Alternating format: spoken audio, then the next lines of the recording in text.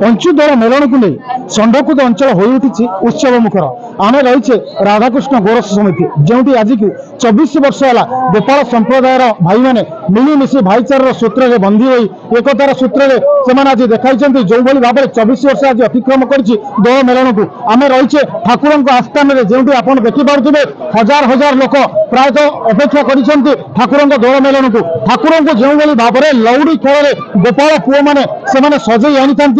जो भाव में लौड़ी खेल सहित खोल कीर्तन घंट हुड़हुड़ी प्रकम्पित होता है षंडकूद अंचल आम बर्तमान कथा जे अच्छा आम सहित जो कि राधाकृष्ण गोरस समितिर सभापति संपादक एवं आम गोपाल संप्रदाय भाई मैंने तो आम कथा आज की 24 वर्ष बीतीगला गोपाल संप्रदाय जो भाव में भाईचारा सूत्र में बांधि जो भली भाव में पंचुदोल मेलन को कि भाव में लोक मैंने आनंद उठाइबे से लौड़ी खेल हो कि यात्रा हो विभिन्न प्रकार सांस्कृतिक कार्यक्रम आयोजन करते तेणु आम कथा जो रही सभापति सर्वप्रथम कथा आज को 24 वर्ष बीतीगला जो भाव में भाईचार दिग्दर्शन में बांधि भाई मैंने समस्ते मिलित भाव में गोपाल संप्रदाय जो रही परंपरा आपण मैंने उज्जीवित कौन कहे कि रही यार महात्म्य दीर्घ 24 वर्ष है षंडकूद बस्ती अंचल पारादीप पोर्ट भर षंडकूद हूँ गोटे बस्ती अंचल ये दूर दूरांत भाई मैंने आसिक आम गोपाल भाई मैंने किसी बसवास कर पारादीप पोर्ट में गाई महिषी क्षीर व्यवसाय करूँ तेणु आम जातिर गोटे परंपरा दोल पूर्णिमा गला 5 दिन पंचुदोल मेलन यहाँ भाईचार संपर्क तेणु आम पंचुदोल मेलन को आज 24 वर्ष है पालन करुँ गोटा खुशी दिन ये षंडकूदर समस्त अंतवासी आम मान सहयोग करती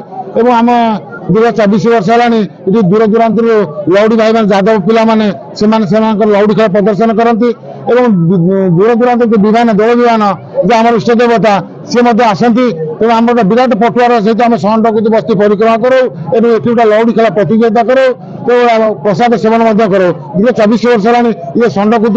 आम जादव भाई मानकर षंडकूद बस्ती गोटे भाईचारा सृष्टि आम कर चली निश्चित भाव में जहाँ कहते जहाँकि द्वापर जुगे भगवान श्रीकृष्ण जो लीला खेला रही है जहाँकि हिंदू जातिर 12 मासरे 13 पर्व एमध्य अन्यतम रही है दोल पर्व ये दोल पर्व को संपूर्ण जाक जमक पालन करते गोपाल संप्रदाय तेणु आम सहित रही जे कि एडवोकेट चिन्मय दास महोदय तो कौन कहवा कि भाव में जो आज आप आसी देखुं जो भाव में भाईचार बंधन लौड़ी खेल घंट काली या सहित जो रही झांझ कीर्तन में प्रकम्पित होची अंचल कि लगुच ये परिवेश को नहीं यादव परंपरा जहाँ रही से परंपरा को नहीं कि ये पर्व को पालन करते हैं जहाँकि आज पंचुदोल मेलन में आप उपस्थित अच्छा ये निश्चित मात्रा खुशी कथा और आनंदर कथा 24 वर्ष धरी राधाकृष्ण गोरस समिति तरफ षंडकूद बस्ती अंचल आमर ये पंचुदोल मेलन हो दोल दशमी ठू आरंभ कर दोल पूर्णिमा पर पंचुदोल मेलन ये 10 दिन मध्य जादव मैंने जो मैंने अच्छा अंचल बसवास करते समस्त एकाठी होती जदि विश्व को अमृत दौरान क्षीर दही भितर एमानकर जीविका जीवन निर्वाह करुच्ची किंतु सबु शेष ये गोटे भाईचार सहमति भितर एमाने उत्सव को पारंपरिक ढंग से पालन करती सारला मंदिर ठारू आमर दोल विमान आसे बड़ पटुआर भाई मैंने भौणी मैंने सब काठी नोट कर पिला आसती तेणु यही अवसर से जो आनंद यहीटा 24 वर्ष धरी चली आगुक चालू रही ये अनुष्ठान उत्तरोत्तर उन्नति कामना करुचु केमिति ये परंपरा बंचु एवं ठाकुर समूह सहाय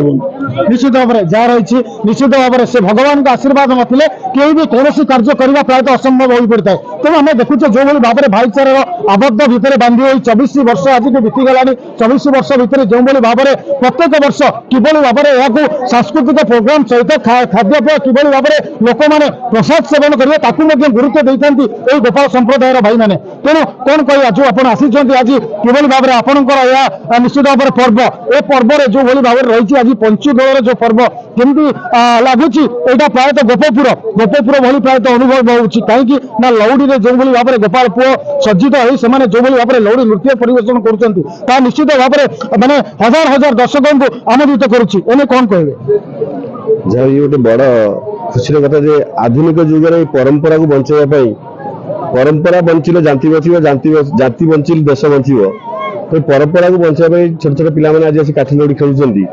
ये षंडकूद भाई मैंने 60 घर भाई रही गोटे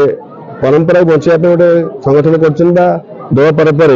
दोल जीवार 5 दिन पूर्णिमा 5 दिन पर्व करती ଷଣ୍ଢକୁଦ ଯେତେ ବସ୍ତି ବାସିନ୍ଦା ଅଛନ୍ତି ସମସ୍ତଙ୍କ ପାଇଁ ପ୍ରସାଦ ବ୍ୟବସ୍ଥା ହୁଏ ଏବଂ କାଠି